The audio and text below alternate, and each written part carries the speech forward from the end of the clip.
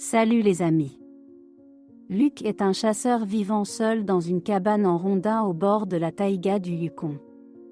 Un matin, début janvier, alors que la rivière était recouverte de glace, Luc a découvert un loup gris coincé dans un trou. Il avait presque gelé à mort, ses deux jambes s'accrochaient au bord et ses yeux étaient couverts de glace et ne pouvait plus voir le soleil. Luc aurait pu partir comme tout le monde, mais au lieu de cela, il a enlevé son manteau, s'est agenouillé sur la glace et a sorti l'animal. Le loup était inconscient, sa fourrure était mouillée et pesait plus de 80 kg. Luc l'a ramené dans la cabane, au milieu d'un hurlement lointain de la forêt. Il l'a appelé un fantôme, une âme perdue dans la neige. Pendant plusieurs jours, le fantôme était immobile près du feu, ne mangeant pas, ne dormant pas, regardant Luc avec des yeux silencieux.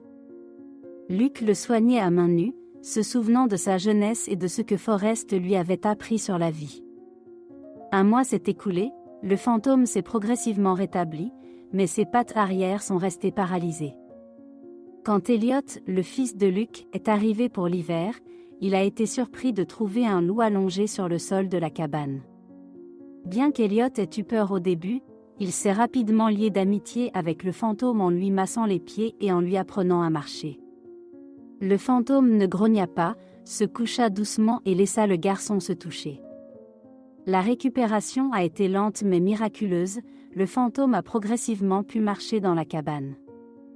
L'amitié entre le père, le garçon et le loup s'est renforcée à mesure que la neige fondait.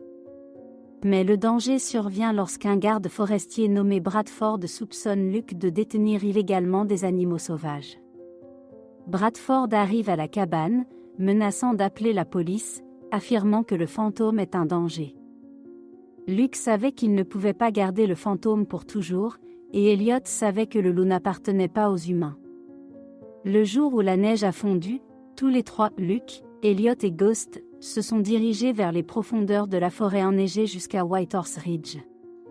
Sur la haute pente de la montagne, le fantôme leva la tête, écoutant les cris de ses semblables.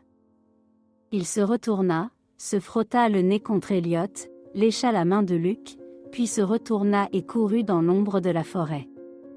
Père et fils se tenaient et regardaient, et leurs larmes se mêlaient à la neige fondante.